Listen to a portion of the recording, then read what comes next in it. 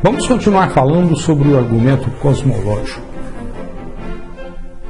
Um argumento que tenta inferir a existência de Deus pela razão. E ao fazê-lo, é como se estivéssemos andando pela planície, conforme a alegoria dos lobos, uma planície cheia de lobos. E sempre que falhamos no nosso raciocínio, temos a mordida de um lobo. Observe uma versão interessante do argumento cosmológico. Do lado das premissas, temos a premissa número 1. Tudo que existe deve ter uma causa.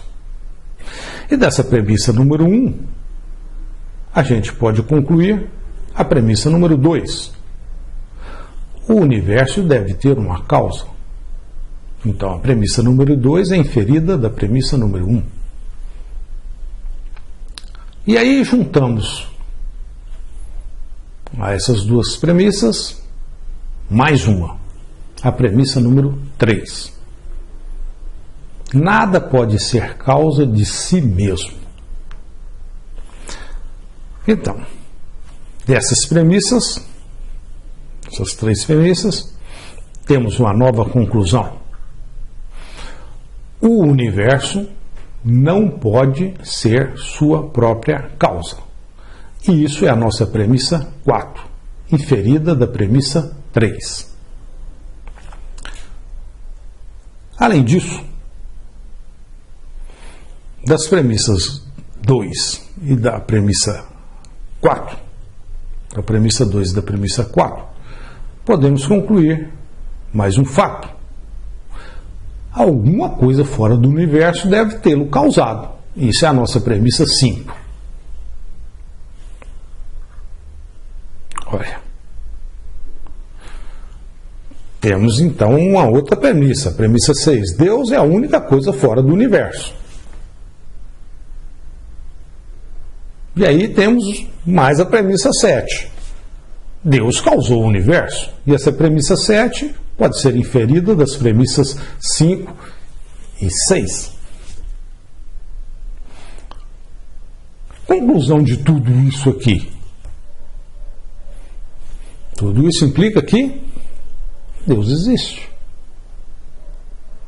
Cara, olha só que argumento, cara. Esse é um legítimo argumento cosmológico. Teríamos que Deus existe, partindo de 7 premissas, algumas delas inferidas de outras. Mas é interessante isso, né? Olha só, olhe para essas premissas. Em 6 afirmamos que Deus é a única coisa fora do universo. Presta atenção nessa afirmação. Puxa, mas ao afirmar tal fato, já estamos dizendo que Deus existe. Ele é a única coisa fora do universo. Puxa, mas isso é a conclusão final? A conclusão que estamos enumerando por 8? Puxa, nesse caso, então, o argumento é falacioso. Estamos cometendo uma falácia, que consiste na afirmação do consequente. O que é isso? O que é uma falácia? Bom, nesse caso, usamos uma implicação do tipo A implica B. Usamos uma implicação do tipo A implica B para concluir B. Mas, de forma falaciosa, esse B já está inscrito implicitamente em A. Ou seja, usamos B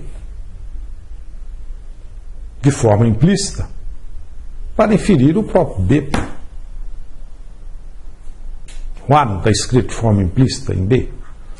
Não estou inferindo nada. Outro problema. Afinal, Deus é algo incausado?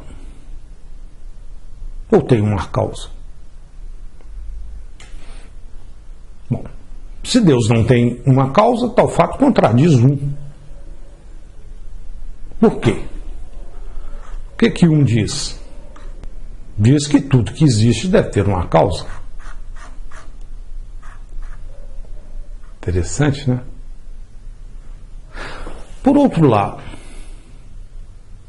se Deus é causa de si mesmo, tal fato contradiz 3. Dá uma lida aí no 3. Puxa, observe o quanto é difícil argumentar logicamente. Sempre que usamos a razão, os lobos da planície aparecem para nos corrigir. Mas, afinal, será que tem uma maneira de reparar esse argumento?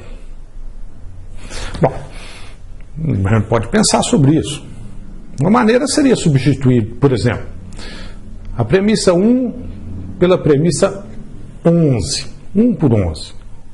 E a premissa 11 diz o seguinte: tudo o que passa a existir tem uma causa. Aí ficou mais tranquilo. Tiramos Deus da jogada. Porque Deus não passou a existir, é eterno. Então, suponha então o caso de admitir a premissa 11. Né? Então, nesse caso, como Deus é algo que não passou a existir, estamos tranquilos, pois existe desde a eternidade. Não necessita ter uma causa. Mas nesse caso, devemos então admitir uma outra premissa. O universo passou a existir. Vamos chamar essa premissa de 2-2. Observe que mesmo assim, nesse caso ainda estamos falando de um Deus eterno para provar a sua existência. Vamos continuar pensando, né? Puxa. Suponha então que seja admitida ainda uma outra premissa. Vamos substituir a premissa número 1 pela premissa 111. E o 111 diz o seguinte: tudo o que existe tem explicação para sua existência na necessidade intrínseca à sua natureza ou em uma causa externa. Bom, mudamos a algo mais elaborado. Bom, nesse caso, tudo que vem a existir, até mesmo o universo eterno, deve ter uma explicação por que existe. E essa explicação pode ser uma dentre 2 tipos. Ou a coisa existe por necessidade intrínseca à sua natureza, a coisa é metafisicamente, digamos, necessária, né? Ou tem uma causa externa. Nesse caso, a coisa é, digamos, um ser contingente. Pode ser ou não pode ser?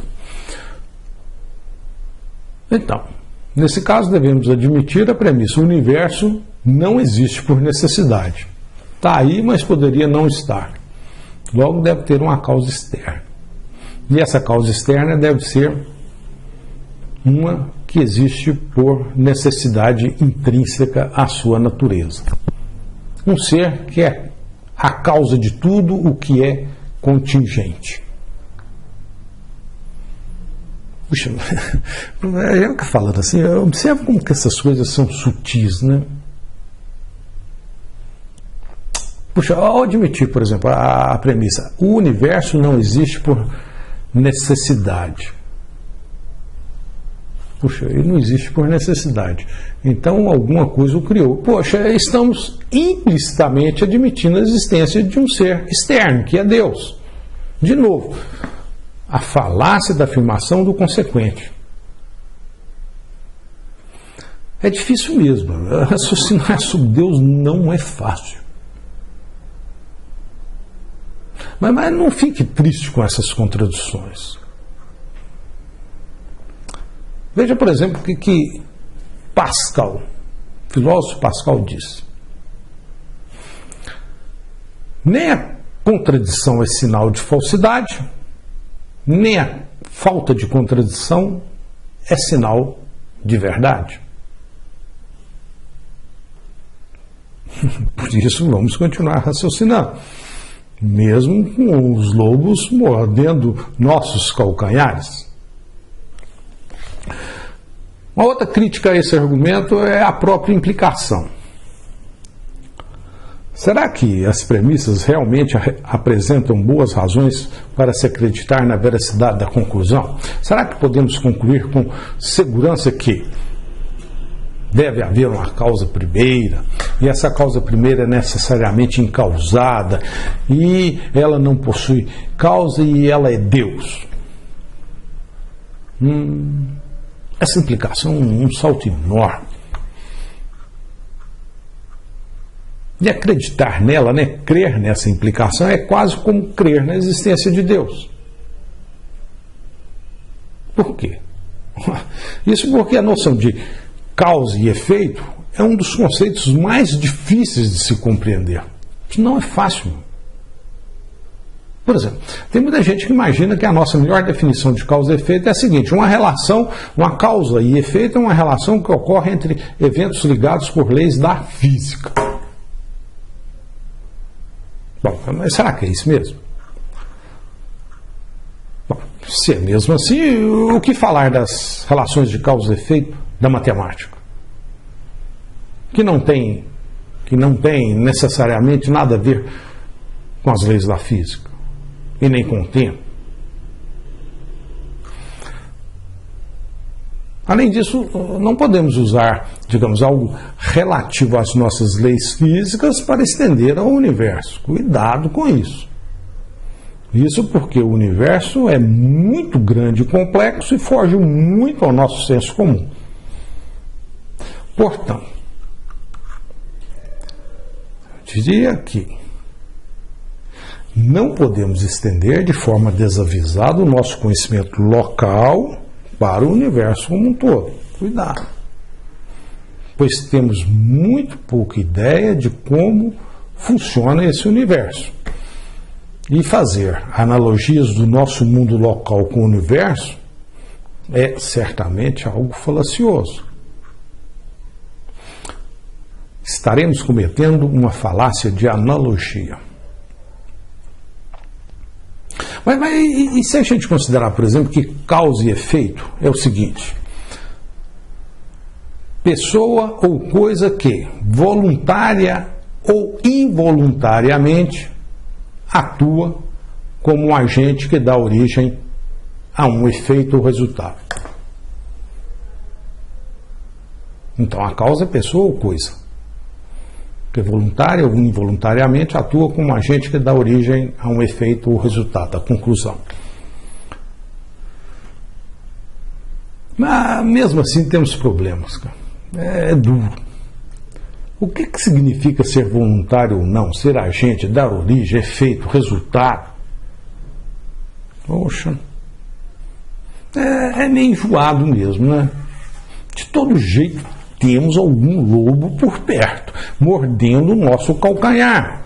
Parece que nunca somos capazes de fornecer uma explicação adequada à relação de causa e efeito em termos, mais primitivos ou básicos.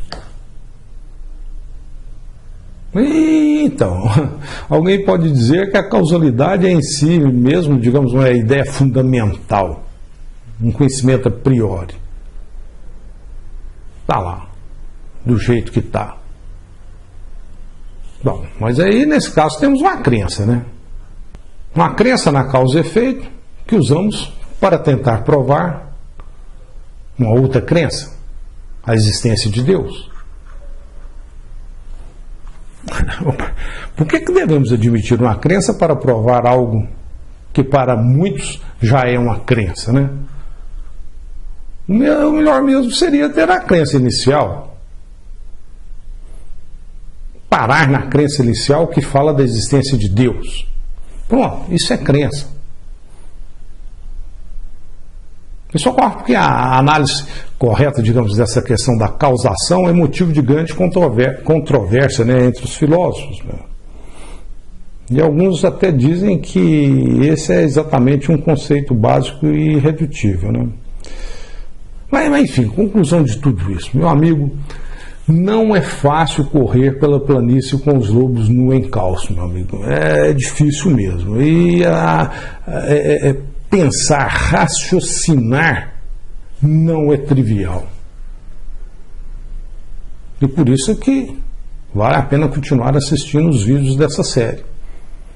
Pensar na relação Deus e a razão.